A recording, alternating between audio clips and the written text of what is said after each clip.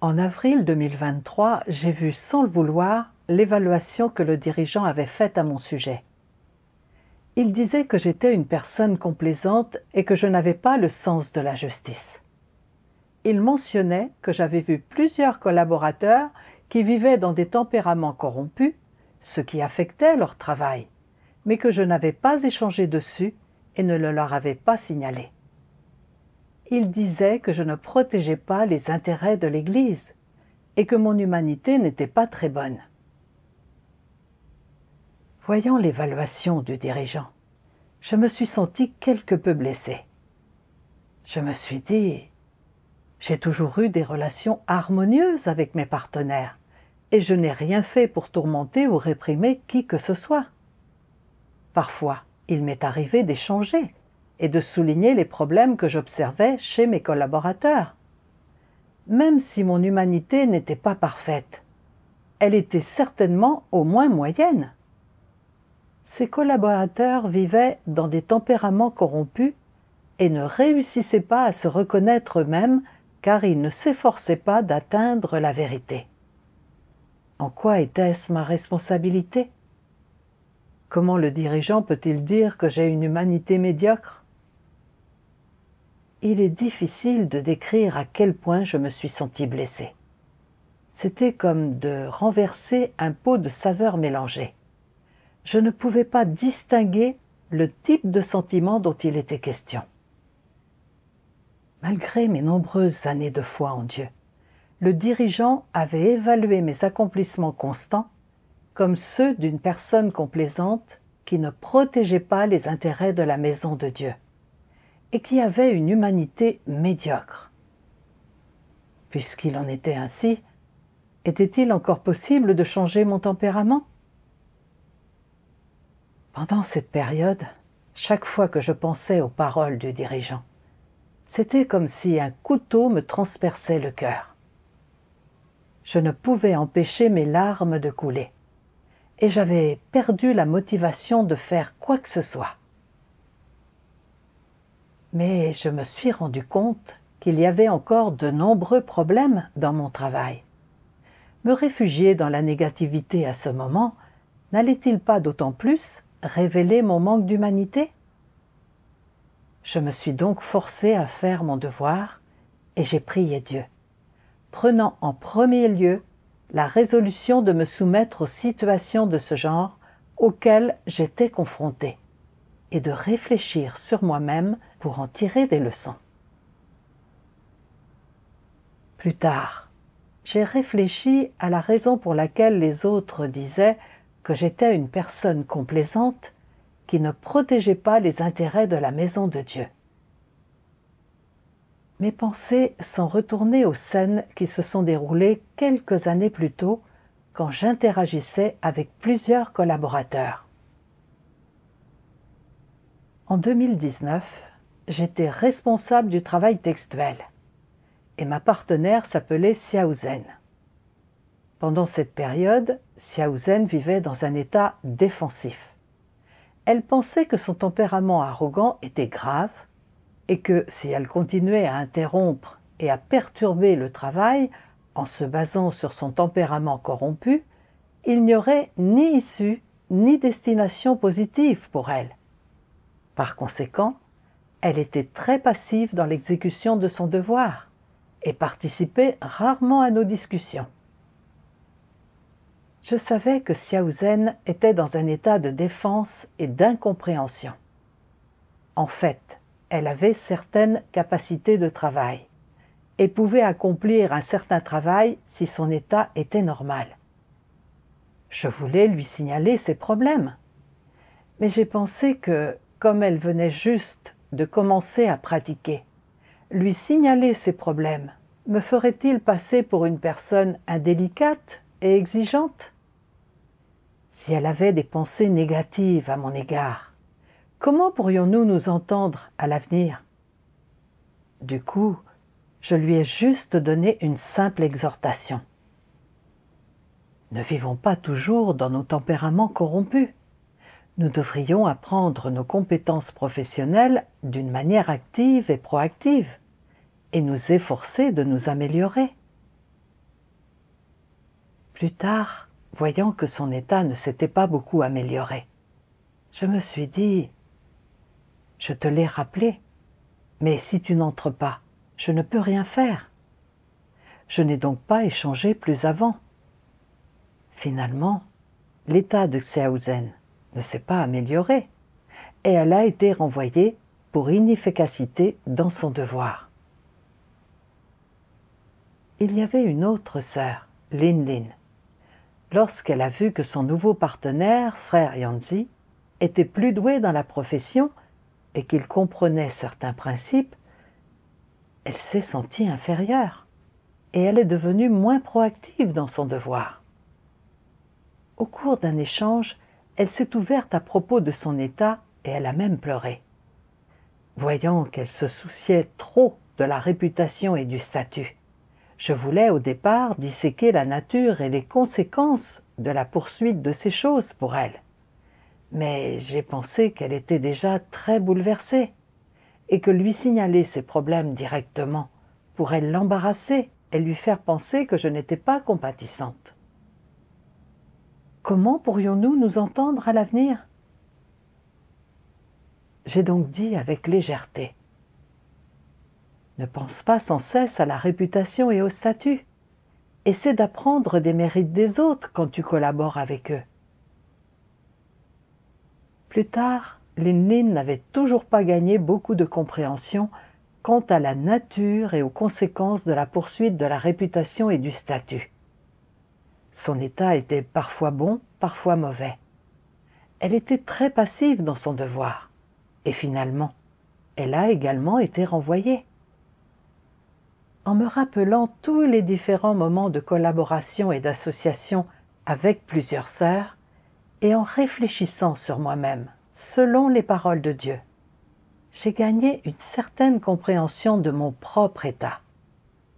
J'ai lu un passage des paroles de Dieu. Dieu Tout-Puissant dit « La plupart des gens désirent poursuivre et pratiquer la vérité, mais le plus souvent, ils ont seulement la résolution et le désir de le faire. La vérité n'est pas devenue leur vie. Résultat, quand ils se retrouvent confrontés aux forces du mal, ou rencontrent des personnes malfaisantes et des personnes mauvaises qui commettent des actes malfaisants, ou des faux dirigeants et des antéchrists qui agissent en enfreignant les principes, dérangeant ainsi le travail de l'Église et nuisant aux élus de Dieu. Ils perdent le courage de se lever et de s'exprimer. Comment se fait-il qu'ils n'aient pas de courage ? Est-ce parce qu'ils sont craintifs ou qu'ils s'expriment de manière maladroite ? Ou bien est-ce parce qu'ils ne comprennent pas clairement les choses et qu'ils n'osent pas prendre la parole ? Rien de tout cela. C'est principalement la conséquence lorsqu'on est contraint par des tempéraments corrompus. Un des tempéraments corrompus que tu révèles est la malhonnêteté. Quand il t'arrive quelque chose, la première chose à laquelle tu penses, ce sont tes propres intérêts. La première chose que tu considères, ce sont les conséquences, le fait que ce soit ou non profitable pour toi. C'est un tempérament malhonnête, n'est-ce pas? Un autre de ces tempéraments est l'égoïsme et la bassesse. Tu te dis, qu'est-ce qu'une perte dans les intérêts de la maison de Dieu a à voir avec moi? Je ne suis pas dirigeant, alors pourquoi devrais-je m'en soucier? Ça n'a rien à voir avec moi. Ce n'est pas ma responsabilité. De telles pensées et paroles ne sont pas quelque chose que tu penses consciemment, mais sont produites par ton subconscient, qui est le tempérament corrompu révélé, lorsque les gens rencontrent un problème. Des tempéraments corrompus comme celui-ci régissent ta façon de penser, te lient les mains et les pieds, et contrôlent ce que tu dis. Dans ton cœur, tu veux te lever et parler, mais tu as des appréhensions, et même lorsque tu parles, tu tournes autour du pot et tu te laisses une marge de manœuvre, ou bien tu tergiverses et tu ne dis pas la vérité. Les gens perspicaces peuvent le voir. En vérité, tu sais au fond de toi que tu n'as pas dit tout ce que tu aurais dû dire, que ce que tu as dit n'a eu aucun effet, que tu as simplement fait les choses pour la forme et que le problème n'a pas été résolu. Tu n'as pas assumé ta responsabilité. Or, tu déclares ouvertement que tu as assumé ta responsabilité ou que ce qui s'est passé n'était pas clair pour toi. Est-ce vrai? Et est-ce vraiment ce que tu penses? N'es-tu pas alors entièrement sous le contrôle de ton tempérament satanique? En réfléchissant aux paroles de Dieu, j'ai senti que Dieu scrute vraiment la profondeur du cœur des gens et qu'il avait exposé mes intentions les plus intimes. Je me suis souvenu que, lorsque j'avais coopéré avec quelques collaborateurs, je ne leur avais pas vraiment signalé leurs problèmes. Parfois, même quand j'avais échangé, je n'avais offert que quelques simples exhortations, où j'avais pris leurs problèmes à la légère. Je n'avais pas osé mettre le doigt sur le fait que leurs problèmes étaient en réalité dus au fait de vivre dans des tempéraments fourbes, de peur que cela ne ruine notre relation et rende notre entente difficile à l'avenir. Par exemple, quand Xiaozhen et Lin-Lin avaient été mes partenaires, j'avais vu que Xiaozhen s'inquiétait toujours de ses propres perspectives et de sa propre destinée, et qu'elle ne pouvait pas se consacrer à son devoir, tandis que Lin-Lin était préoccupée par sa réputation et son statut, et qu'elle n'avait pas du tout envie de faire son devoir. J'avais remarqué les problèmes qu'elles avaient, mais étant donné que nous passions toutes nos journées ensemble, du matin au soir, et que nous nous voyions tout le temps, le fait de leur signaler leurs problèmes ne leur aurait-il pas fait penser que j'étais insensible, trop dur, et que je ne compatissais pas à leurs difficultés, les amenant à développer des préjugés à mon encontre? Craignant qu'il me soit difficile de bien m'entendre avec elles à l'avenir, je n'avais pas souligné la nature et les conséquences de leurs problèmes. En fait, il est normal que nos problèmes nous soient signalés par d'autres personnes. Ceux qui acceptent vraiment la vérité réfléchiront sur eux-mêmes à la lumière de telles corrections. Ils reconnaîtront leurs problèmes et seront capables d'éprouver des remords et de se reprendre en main. Cela leur apporte une véritable aide. Mais j'avais vécu dans un tempérament fourbe, et quand j'avais remarqué dans leurs devoirs des problèmes qui affectaient le travail de l'Église, je n'avais fait que les mentionner brièvement. Quand elles avaient finalement été renvoyées, j'avais même pensé, en toute conscience, que c'était dû au fait qu'elles n'avaient pas poursuivi la vérité et qu'elles ne s'étaient pas efforcées de l'atteindre. Et je n'avais pas du tout réfléchi à mes propres problèmes. J'avais réellement été trop égoïste et fourbe. Par la suite, j'ai continué à réfléchir sur moi-même. Pourquoi parlais-je toujours doucement des problèmes que je voyais chez mes collaborateurs et ne pouvais-je pas directement exposer leurs problèmes? J'ai lu un autre passage des paroles de Dieu. Dieu Tout-Puissant dit: dans les philosophies des relations mondaines, un précepte dit « Ne pas parler des défauts de bons amis engendre une longue et bonne amitié ». Cela signifie que, pour préserver cette bonne amitié, il faut garder le silence sur les problèmes de son ami, même si on les voit clairement. Les gens respectent le principe selon lequel il ne faut pas frapper les gens au visage ni critiquer leurs défauts. Ils se trompent les uns les autres, se cachent les uns des autres et se livrent à des intrigues les uns avec les autres. Même s'ils savent tout à fait clairement quel genre de personne est l'autre, ils ne le disent pas ouvertement, mais emploient des méthodes pleines de ruses pour préserver leurs relations. Pourquoi voudrait-on préserver de telles relations?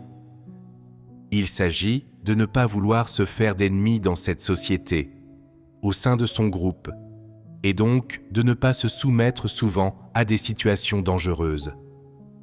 Sachant que quelqu'un deviendra ton ennemi et te fera du mal une fois que tu auras critiqué ses défauts, ou que tu l'auras blessé, et que tu ne souhaites pas te mettre dans une telle situation, tu emploies le précepte des philosophies des relations mondaines qui se résume ainsi. Si vous frappez les autres, ne les frappez pas au visage. Si vous critiquez les autres, ne critiquez pas leurs défauts. À la lumière de cela, si deux personnes entretiennent une telle relation, peut-on les considérer comme de vrais amis ? Ce ne sont pas de vrais amis, et encore moins des confidents. Alors, de quel genre de relation s'agit-il exactement ? N'est-ce pas une relation sociale élémentaire ? Dans le cadre de pareilles relations sociales, les gens ne peuvent pas se livrer à des discussions à cœur ouvert, ni avoir des liens profonds, ni parler de tout ce dont ils souhaitent parler. Ils ne peuvent pas dire à haute voix ce qu'ils ont sur le cœur, parler des problèmes qu'ils voient chez les autres, ou dire des paroles qui profiteraient aux autres. Au lieu de cela, ils choisissent des choses gentilles à dire, pour conserver les faveurs des autres. Ils n'osent pas dire la vérité, ni s'en tenir aux principes, empêchant ainsi les autres de développer des pensées hostiles envers eux. Quand personne ne présente de menace pour quelqu'un, cet individu ne vit-il pas dans une aisance et une paix relative ? N'est-ce pas le but des gens en promouvant ce dicton ? Si vous frappez les autres, ne les frappez pas au visage. Si vous critiquez les autres, ne critiquez pas leurs défauts. Il s'agit clairement d'un mode de survie tortueux et fourbe, empreint de méfiance, dont le but est l'autoconservation. En vivant ainsi, les gens n'ont pas de confidents, pas d'amis proches à qui ils peuvent dire tout ce qu'ils pensent. Entre les individus, il n'y a que méfiance, exploitation mutuelle et intrigue, chacun prenant dans la relation ce dont il a besoin. N'est-ce pas ? À la base, le dicton « Si vous frappez les autres, ne les frappez pas au visage. Si vous critiquez les autres, ne critiquez pas leurs défauts » vise à éviter d'offenser les autres et de se faire des ennemis, à se protéger en ne faisant de mal à personne. Il s'agit d'une technique et d'une méthode qu'on adopte pour éviter d'être blessé. Les paroles de Dieu m'ont fait clairement voir que mon partenariat et mes interactions avec les autres étaient liés par les philosophies des relations mondaines de Satan, telles que ne pas parler des défauts de bons amis engendre une longue et bonne amitié. Et si vous frappez les autres, ne les frappez pas au visage. Si vous critiquez les autres, ne critiquez pas leurs défauts. J'avais cru qu'en interagissant avec les autres, je devais apprendre à me protéger. J'avais également cru qu'exposer les problèmes des autres les offensait et que cela pouvait facilement les amener à développer des a priori à mon égard, en faire mes ennemis et me mettre dans une position embarrassante. Par conséquent, je n'avais pas osé exposer les problèmes des autres. En y repensant, je me suis rendu compte que j'avais vécu selon ces philosophies des relations mondaines depuis ma plus tendre enfance et que je ne signalais jamais directement aux autres les problèmes que je remarquais chez eux, de peur de les offenser. De façon superficielle, j'avais l'air d'être en bon terme avec les gens, d'entretenir des relations parmi eux. Interagir de cette façon avec les autres n'offensait personne en apparence, mais cela empêchait une communication sincère et créait une sorte de barrière constante entre nous. Par conséquent, je n'avais eu aucun véritable confident. Dans l'Église, j'avais continué à vivre selon ces philosophies. Lorsque j'avais coopéré avec Xiao Zhen et Lin Lin, j'avais vu qu'elles vivaient dans des tempéraments corrompus et qu'elles ne portaient pas de fardeau dans leurs devoirs. J'avais craint que le fait de leur signaler leurs problèmes ne les blesse et me donne l'air de ne pas être compatissante. J'avais donc gardé le silence sur mes impressions et les avais laissés vivre dans leur tempérament corrompu et retarder leurs devoirs, ce qui avait finalement conduit à leur renvoi. J'avais l'habitude de considérer ces philosophies des relations mondaines telles que ne pas parler des défauts de bons amis engendre une longue et bonne amitié. Et, si vous frappez les autres, ne les frappez pas au visage. Si vous critiquez les autres, ne critiquez pas leurs défauts, comme des choses positives, pensant qu'en faisant cela, je pouvais me protéger pour ne pas me faire d'ennemis, et que c'était une décision intelligente. Ce n'est qu'à présent que je me suis rendu compte que, de vivre selon ces philosophies des relations mondaines, même si je pouvais donner l'impression de n'offenser personne et de rester en bons termes avec mes collaborateurs, j'étais devenu extrêmement égoïste et fourbe, et mes collaborations et mes interactions avec les autres étaient devenues particulièrement froides et n'apportaient aucun bénéfice à leur entrée dans la vie, en plus de nuire au travail de l'Église. Voyant que vivre selon ces philosophies des relations mondaines nuit non seulement aux autres et à moi-même, mais surtout au travail de l'Église, je me suis rendu compte que ce n'est vraiment pas un bon chemin à emprunter. Plus tard, j'ai continué à réfléchir et je me suis rendu compte qu'il y avait une autre perspective erronée en moi lorsque j'essayais d'être une personne complaisante. J'avais pensé que les licenciements de certains collaborateurs étaient dus à leur propre manque de poursuite de la vérité et qu'ils n'avaient rien à voir avec moi. Je ne m'étais donc pas senti coupable quand ils avaient été renvoyés. Plus tard, j'ai lu un passage des paroles de Dieu. Dieu Tout-Puissant dit « Qu'est-ce que la coopération ? Il faut pouvoir discuter ensemble et exprimer ses points de vue et ses opinions. Il faut se compléter et se superviser mutuellement, chercher les uns auprès des autres, s'enquérir l'un de l'autre et se faire mutuellement des rappels. C'est ce que signifie coopérer en harmonie. Supposons, par exemple, que tu te sois occupé de quelque chose selon ta propre volonté et que quelqu'un te dise « Tu as mal agi, tu es allé totalement à l'encontre des principes. Pourquoi t'es-tu occupé de cela comme tu l'entendais, sans chercher la vérité ?» À cela, tu réponds « C'est vrai, je suis content que tu m'aies alerté. » Si tu ne l'avais pas fait, cela aurait provoqué un désastre. C'est ce que l'on appelle se faire mutuellement des rappels. En quoi consiste alors le fait de se superviser les uns les autres ? Tout le monde a un tempérament corrompu et peut faire preuve de négligence dans l'accomplissement de son devoir, ne sauvegardant que son propre statut et son orgueil, et non les intérêts de la maison de Dieu. De tels états sont présents chez chaque personne. Si tu apprends que quelqu'un a un problème, tu dois prendre l'initiative d'échanger avec lui, en lui rappelant de faire son devoir selon les principes, tout en étant un avertissement pour toi-même.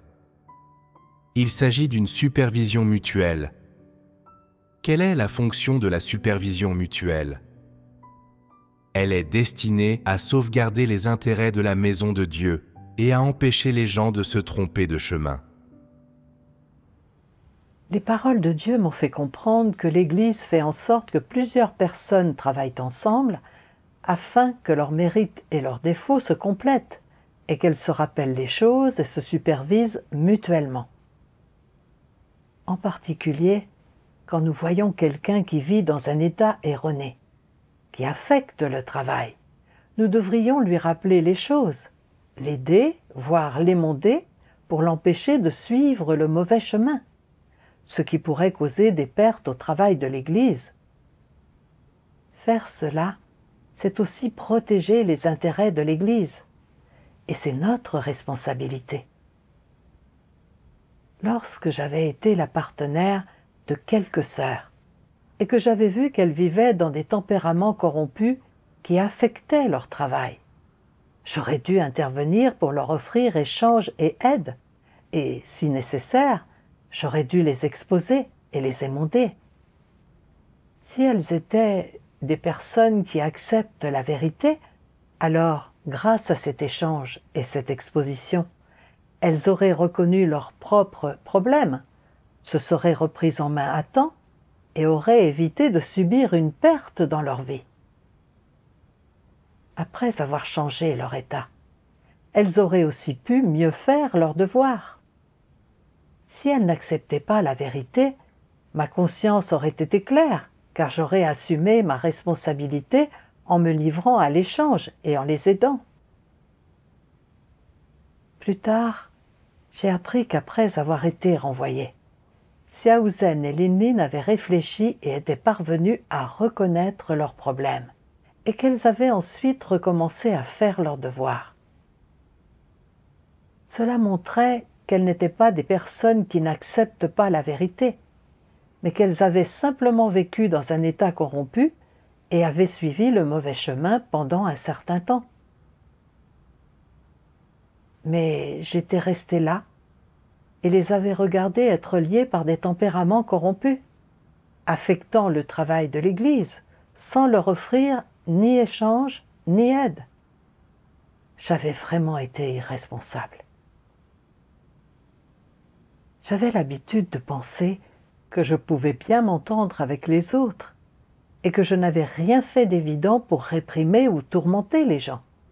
Je croyais donc que mon humanité était relativement bonne. Mais après m'être comparée aux paroles de Dieu, j'ai commencé à gagner une certaine compréhension de moi-même. J'ai lu davantage de paroles de Dieu. Dieu Tout-Puissant dit « Il doit y avoir une norme pour avoir une bonne humanité. Cela n'implique pas de prendre le chemin de la modération, de ne pas s'en tenir aux principes, de s'efforcer de n'offenser personne, de chercher à s'attirer des faveurs partout où l'on va, d'être doux et doucereux avec tous ceux qu'on rencontre, et d'amener tout le monde à dire du bien de soi-même. Ce n'est pas la norme. Alors, quelle est la norme? C'est d'être capable de se soumettre à Dieu et à la vérité. C'est aborder son devoir et toutes sortes de gens, d'événements et de choses avec des principes et le sens des responsabilités. C'est évident pour tout un chacun. Tout le monde le sait clairement dans son cœur. De plus, Dieu scrute le cœur des hommes et connaît leur situation. Quel qu'il soit, aucun d'entre eux ne peut berner Dieu. Certains hommes se vantent toujours de posséder une bonne humanité, de ne jamais dire du mal des autres, de ne jamais nuire aux intérêts de quiconque, et ils affirment n'avoir jamais convoité les biens d'autrui. Quand il y a des conflits d'intérêts, ils préfèrent même subir des pertes, plutôt que de profiter des gens, et tous les autres pensent qu'ils sont bons. Cependant, quand ils accomplissent leur devoir dans la maison de Dieu, ils sont rusés et fuyants, complotant toujours à leur propre avantage. Ils ne pensent jamais aux intérêts de la maison de Dieu. Ils ne considèrent jamais comme étant urgent ce que Dieu considère comme étant urgent. Ne pensent jamais comme Dieu pense et ne mettent jamais de côté leurs propres intérêts pour accomplir leur devoir. Ils ne renoncent jamais à leurs propres intérêts. Même quand ils voient des personnes malfaisantes commettre le mal, ils ne les exposent pas. Ils n'ont absolument aucun principe. Quelle sorte d'humanité est-ce là? Ce n'est pas une bonne humanité. Grâce aux paroles de Dieu, je me suis rendu compte qu'une personne dotée d'une humanité vraiment bonne a un cœur sincère pour Dieu. Elle est aimante envers les frères et sœurs. Elle collabore avec les autres selon les principes. Elle prend position et, quand elle voit quelqu'un qui perturbe ou affecte le travail de l'Église. Elle se lève pour l'exposer et protéger les intérêts de la maison de Dieu. Cependant, afin de maintenir des relations avec les gens, j'avais vu d'autres personnes vivre dans des tempéraments corrompus et emprunter le mauvais chemin. Mais je n'avais pas échangé avec elles pour les aider, ce qui avait causé certaines pertes au travail. Ce n'est que maintenant que je vois clairement que mon humanité n'était en effet pas bonne, et j'ai accepté sincèrement et du fond du cœur l'évaluation que le dirigeant avait faite à mon sujet. Plus tard, j'ai lu un passage des paroles de Dieu, ce qui m'a fourni un chemin de pratique pour résoudre le problème d'être une personne complaisante. Dieu Tout-Puissant dit « Si tu as l'intention et le point de vue d'une personne complaisante, alors, dans tous les domaines, tu ne pratiqueras pas la vérité et ne t'en tiendras pas au principe, et tu échoueras et tomberas toujours. Si tu ne t'éveilles pas et ne cherches jamais la vérité, alors tu es un incrédule et tu n'obtiendras jamais la vérité et la vie. Que devrais-tu faire alors dans ces situations ?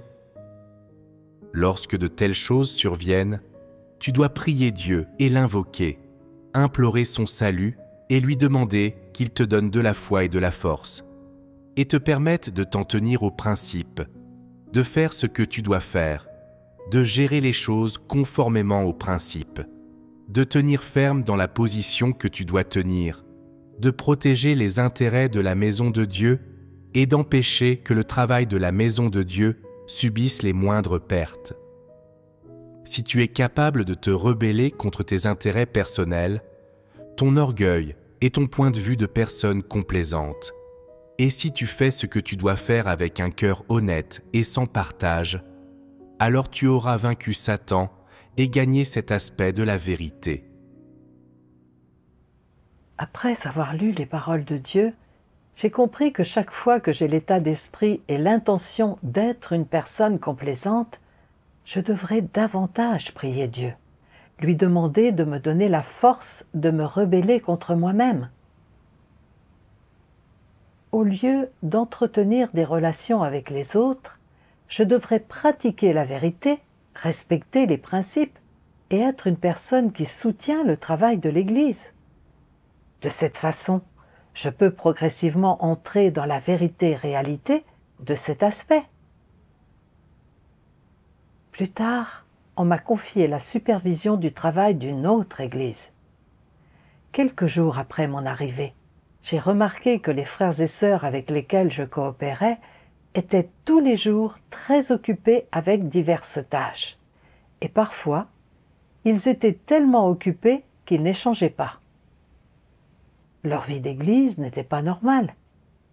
Je me suis dit, la responsabilité principale d'un dirigeant et d'un ouvrier est de veiller à une bonne vie d'église et d'amener les frères et sœurs à manger, boire et comprendre les paroles de Dieu pour entrer dans la vérité-réalité.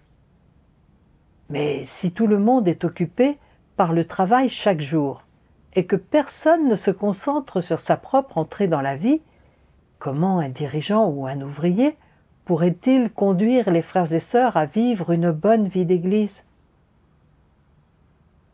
Je voulais réellement signaler ce problème à tout le monde, mais j'ai hésité. Je viens juste d'arriver ici, et si je leur signale le problème maintenant, on pourrait croire que j'essaie de montrer à quel point je poursuis la vérité avec assiduité. En outre, il y a beaucoup de travail à gérer chaque jour, ce qui est un réel problème. Si je l'évoque maintenant, penseront-ils que je manque de considération et que je ne fais que relever les fautes? Et auront-ils alors une mauvaise impression de moi? Cela rendrait nos futures coopérations et interactions vraiment embarrassantes. Quand j'ai pensé ainsi, je n'ai pas pu ouvrir la bouche, mais ne pas parler m'a également fait culpabiliser. j'avais l'impression que même si nous étions occupés tous les jours, avec une planification appropriée, nous pourrions tout de même trouver du temps pour nous réunir. En outre, en tant que dirigeants et ouvriers, si nous ne prêtons pas attention au fait de vivre la vie de l'Église et ne nous efforçons pas d'atteindre la vérité, il nous est facile de nous égarer. Je ne pouvais pas continuer à entretenir des relations avec les autres comme auparavant, en ne signalant pas les problèmes que je découvrais. Cela nuirait aux autres et à moi-même, et retarderait également le travail de l'Église. Alors j'ai pensé aux paroles de Dieu.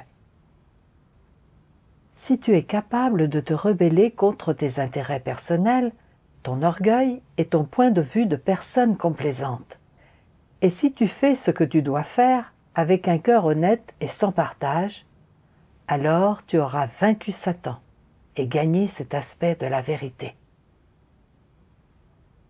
En pensant à cela, j'ai signalé les problèmes que j'avais remarqués devant tout le monde et j'ai échangé sur les conséquences qu'il y avait à ne pas se concentrer sur le fait de vivre la vie de l'Église.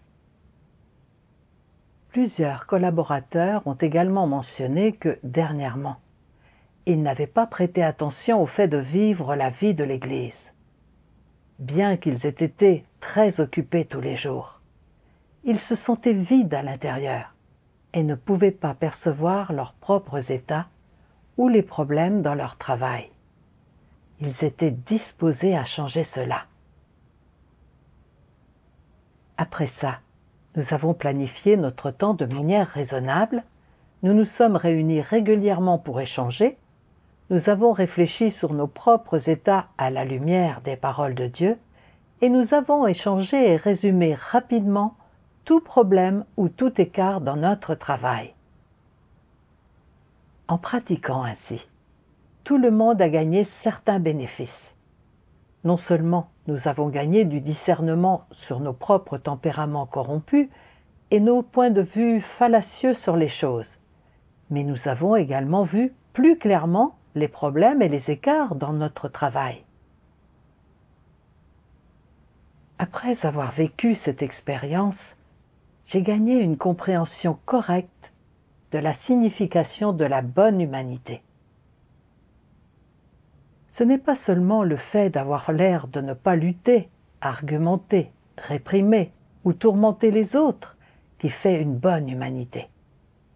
Une véritable bonne humanité implique d'être capable de signaler les problèmes que l'on voit chez les autres et d'échanger dessus, d'aider les gens dans l'exécution de leurs devoirs et dans leur entrée dans la vie, de prendre position contre les choses que l'on voit et qui ne sont pas conformes à la vérité, de respecter les principes pour les mettre en évidence et de sauvegarder le travail de l'Église. Entre-temps, je suis également parvenue à voir plus clairement la nature et les conséquences du fait d'être une personne complaisante. Et je suis capable de me rebeller consciemment contre moi-même et de me comporter selon les paroles de Dieu. Cette petite transformation et cette compréhension que j'ai gagnée sont dues au salut de Dieu. Dieu soit loué.